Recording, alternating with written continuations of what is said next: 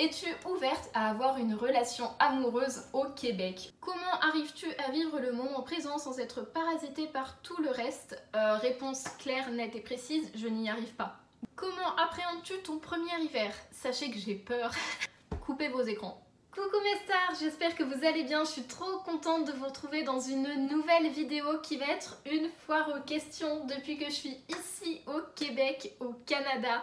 J'espère que ça va vous plaire, vous me l'avez demandé, vous m'avez posé beaucoup de questions, donc on va y répondre dès maintenant. Si vous avez manqué ça, n'hésitez pas à me suivre sur Instagram, j'adore ce compte parce qu'on peut vraiment interagir entre nous, c'est vraiment le lien que j'ai le plus précieux avec vous. Donc n'hésitez pas et comme ça quand il y aura une prochaine FAQ, vous pourrez me poser vos questions et vous pouvez suivre d'une manière générale toutes mes aventures. Avant de commencer cette vidéo, je voulais faire un petit rappel. Ici c'est juste mon avis, c'est ce que je pense et ce que je ressens.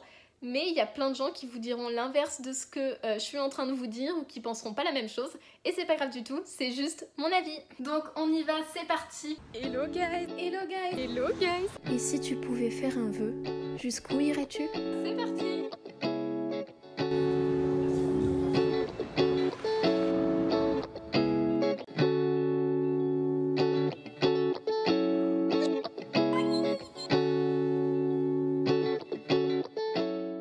Première question, penses-tu avoir l'envie d'emménager à Montréal après tes études? Alors, à Montréal, je ne sais pas, je vous avoue qu'en fait, là ça fait que 2 mois que je suis ici, donc il y a des questions, je vais être hyper vigilante à pas trop m'avancer. À Montréal, honnêtement, je ne pense pas. Par contre, au Québec, c'est vraiment possible. Je verrai selon mon envie, selon si j'ai des offres d'emploi, parce que si j'ai pas d'offres d'emploi, bah je peux pas vraiment rester. Mais pour l'instant j'ai 4 ans devant moi, je vais profiter de ce qui arrive. Mais Montréal je sais pas parce que c'est une grande ville et moi je suis pas du tout habituée aux grandes villes. Et pour l'instant j'ai un peu de mal encore à m'y habituer. Je trouve que c'est très bruyant la ville. Et je pense que d'une manière générale, même si c'est pas au Canada, je vais pas habiter en ville, en centre-ville. Je pense que je vais trouver un juste milieu entre la campagne et le centre-ville pour être au minimum au calme et quand même pouvoir accéder à pas mal de services. Donc Montréal, je ne sais pas, mais le Québec, pourquoi pas? Deuxième question hyper pertinente, dans l'ensemble et objectivement, vie canadienne ou vie française? Cette question est hyper dure puisqu'elle mélange tout plein de domaines différents, que ce soit l'école, la vie quotidienne, tout ça.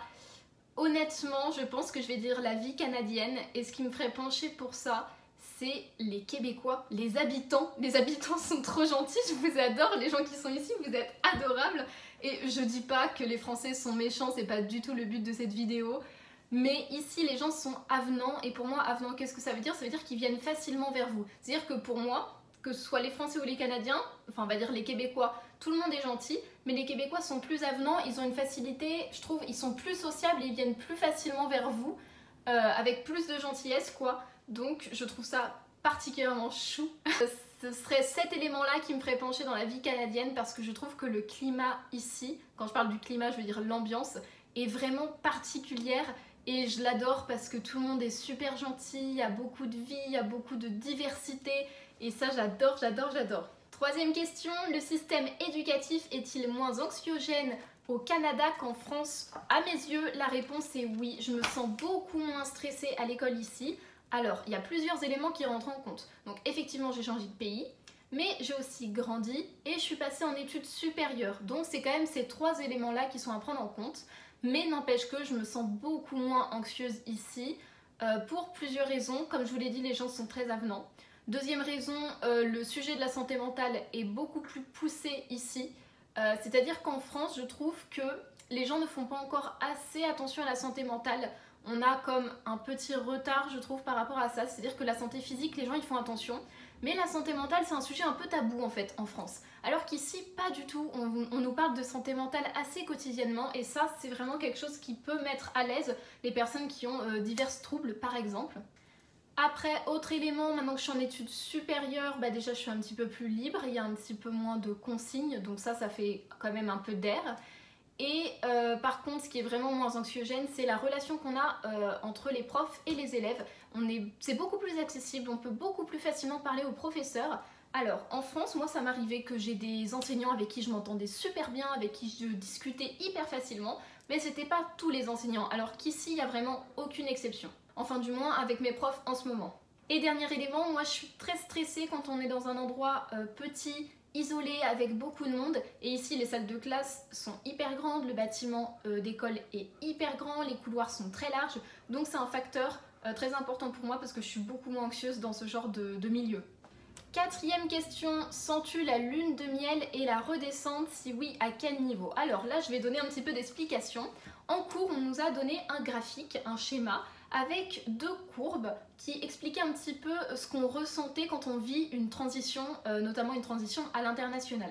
Donc on commence par un point super haut, on est hyper content, on vient d'arriver dans un nouveau pays, il y a plein d'avantages, tout ça, donc on est à fond, ça s'appelle la lune de miel. Et après on commence à prendre conscience que tout n'est pas parfait forcément et que notre pays nous manque. Donc on redescend, on va remonter petit à petit, on va modérer nos propos, on va dire ok il y a des désavantages mais il y a des avantages, ok il y a ça mais il y a ça, et c'est là on va remonter tranquillement. Donc là ce que la personne me demande c'est est-ce que j'ai vécu la lune de miel et est-ce que je l'ai redescendue?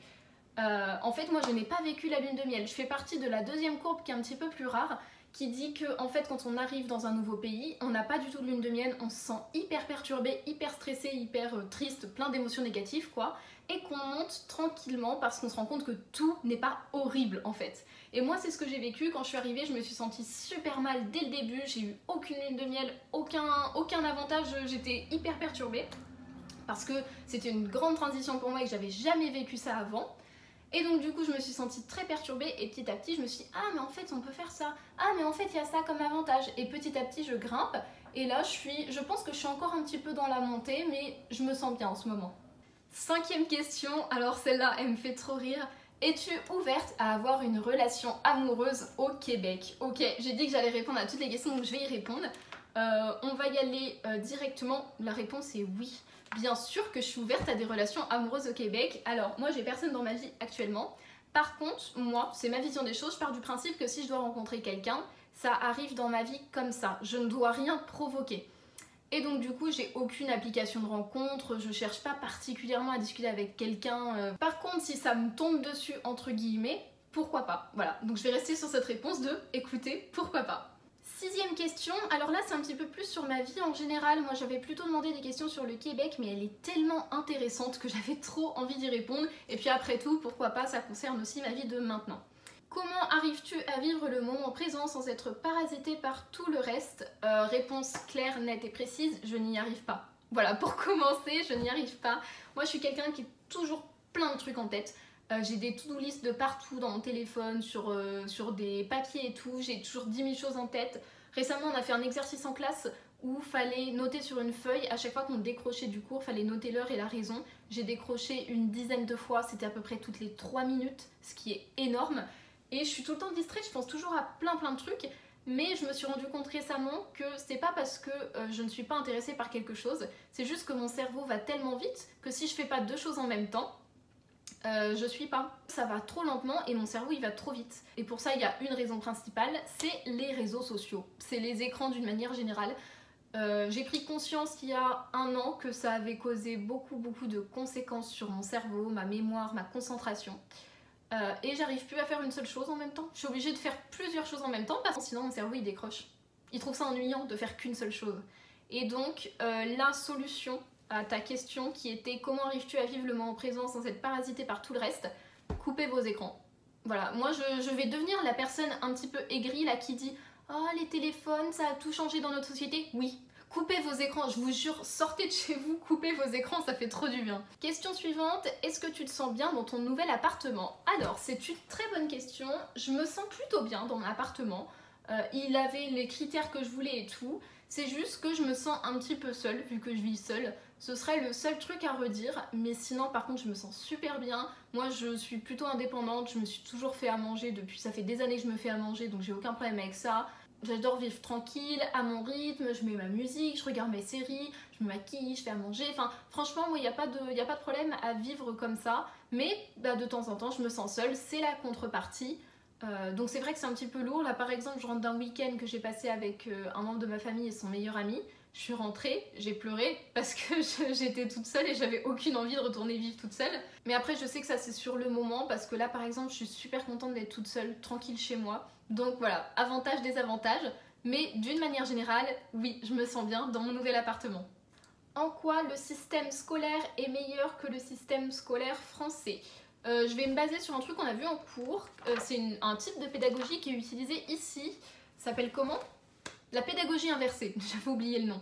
La pédagogie inversée, c'est en 3 points. C'est le avant le cours, pendant le cours, après le cours. Alors qu'en France, on a surtout le... en fait, on a un peu le même principe, mais en beaucoup plus réduit. C'est-à-dire que ici, vous avez le cours de 3 heures, le cours magistral, on va dire. Et avant, vous allez devoir préparer votre cours, mais à fond. Vous allez devoir bosser les concepts, les apprendre. Vous allez vraiment travailler votre cours et quand vous arrivez en classe, vous savez déjà tout ce qu'on va faire en fait. On va juste le retravailler en classe. Là où la différence, c'est qu'en France, quand tu arrives en cours, tu sais pas grand-chose, tu as fait 1 ou 2 exercices et tu vas attaquer sur un cours de 2 heures, sur un thème que tu n'as pas vu, dont tu ne connais pas grand-chose. Le prof va essayer de te l'apprendre alors qu'on est 35 dans la classe. Que moi par exemple pour apprendre j'ai besoin de marcher, j'ai besoin de parler, je peux pas le faire en classe. Donc tout ce qu'il va me dire pendant 2 heures, je ne vais rien retenir. Et ensuite en France, tu rentres chez toi, tu fais 1 ou 2 exos et hop, t'arrives pour le cours d'après. Ici, donc tu prépares beaucoup ton cours en avance comme je l'ai dit, tu assistes à ton cours pour t'exercer et après le cours, tu fais quelques exercices pour tout te remettre en tête et fixer tes apprentissages. Et ça, c'est une méthode, mais c'est un truc de dingue comment c'est hyper intéressant, pratique et moi ça fonctionne avec mon type de mémoire. Peut-être que ça dépend des personnes, peut-être qu'il y en a qui vous diront que le système français est meilleur, mais moi selon mes besoins et mes apprentissages, je préfère le système scolaire canadien. Comment appréhendes-tu ton premier hiver? Sachez que j'ai peur, j'ai vraiment peur, je suis quelqu'un hyper frileux, ok? J'ai toujours 10 000 couches sur moi, donc j'ai peur, mais honnêtement, j'ai peur mais je suis trop contente. Je suis trop contente, j'ai tellement hâte de voir la neige. J'espère vraiment qu'il y aura de la neige. Apparemment, l'hiver dernier, c'était beaucoup de pluie. Je vous jure que je veux trop voir la neige. Je trouve ça hyper mimi, romantique et tout. Ah non, j'ai trop hâte d'être cet hiver, même si j'ai peur d'avoir froid, je vous jure, j'ai trop hâte. Comment gères-tu la distance avec ta famille et tes amis qui sont en France? C'est dur. Guys, c'est vraiment dur. Ça, c'est un des points les plus difficiles. Parce que, notamment à cause du décalage horaire, vous ne pouvez pas leur parler quand vous voulez. En plus, là, je commence à avoir de plus en plus de cours, de plus en plus de travail. Donc, c'est un peu compliqué de leur écrire en plein milieu de la journée comme ça. Donc, ouais, c'est un peu compliqué. Avec ma famille proche, on s'appelle souvent et ça me fait beaucoup de bien. Avec mes amis, c'est un petit peu plus compliqué. On s'envoie... Alors, nous, c'est aléatoire, nos discussions. On s'envoie des posts ou des TikTok et tout. Puis on y réagit, on base une discussion autour de ça. Mais non, sinon j'essaye de prendre des nouvelles de temps en temps, mes copines viennent prendre de mes nouvelles de temps en temps aussi. Mais je pense que c'est aussi à moi de faire l'effort d'envoyer des messages de temps en temps, il faudrait que je sois un petit peu plus régulière. Mais c'est vrai que j'ai du mal à faire des discussions un peu artificielles en disant coucou, je viens prendre de tes nouvelles. Pour moi c'est pas très naturel, donc j'ai un petit peu du mal, mais c'est aussi à moi de faire l'effort, genre l'effort ça va dans les deux sens. Mais du coup, est-ce que c'est dur à gérer? Franchement oui. Mais je m'y étais préparée, je savais qu'en venant ici ça allait être difficile, donc je suis pas surprise. On arrive vers la fin des questions. Est-ce que le rythme est vraiment moins soutenu qu'en France au niveau de l'école? Non. La réponse est non. Alors, au début je croyais que oui, au début je croyais qu'on avait beaucoup moins de travail, mais pas du tout en fait. Parce que comme je vous l'ai dit, la pédagogie inversée, ça demande de travailler beaucoup avant le cours et beaucoup après le cours. Donc au final, je trouve que ma charge de travail est quasiment la même. Par contre, la différence, c'est que c'est moi qui décide quand est-ce que je veux faire quoi. Donc ça, c'est hyper pratique. On m'impose pas un 8h, 18h. Si j'ai envie de travailler beaucoup tous les matins et que l'après-midi, je suis tranquille, j'ai le droit. Je peux, enfin, ça me permet de le faire. Après, il y en a qui vous diront que non, c'est moins de travail, mais c'est que moi, je suis vraiment hyper rigoureuse dans mes cours. Donc je les prépare du début jusqu'à la fin à chaque fois. Si vous êtes quelqu'un de très sérieux, la charge de travail va être la même. Y a-t-il des aides financières pour partir? Alors je pense que oui, mais en tout cas moi, vu que j'ai fait tout toute seule, j'ai pas eu d'aide particulière, enfin j'ai juste contacté l'école. Après si tu pars avec Erasmus ou des trucs comme ça, peut-être qu'il y a moyen d'avoir des aides. En tout cas, moi, avec mon école, je n'ai pas eu d'aide parce qu'on part du principe, en fait, un peu que c'est moi qui décide de partir. Donc, faut que j'ai l'argent, quoi. C'est mon choix. En revanche, une fois qu'on est à l'école, on peut avoir des bourses. Il faut se renseigner, le faire par soi-même. Tu as juste à regarder si tu rentres dans les critères, pour HEC Montréal, en tout cas. Si tu es dans le bon cursus, si tu es à temps plein, si tu es à temps partiel, si tu fais partie d'une minorité, si tu soutiens un projet, si machin... Voilà, c'est plein de trucs comme ça, donc ça ce sera à toi de te renseigner, mais il faudra attendre la rentrée. On passe à la dernière question. As-tu une anecdote ou des anecdotes en particulier à raconter depuis ton départ?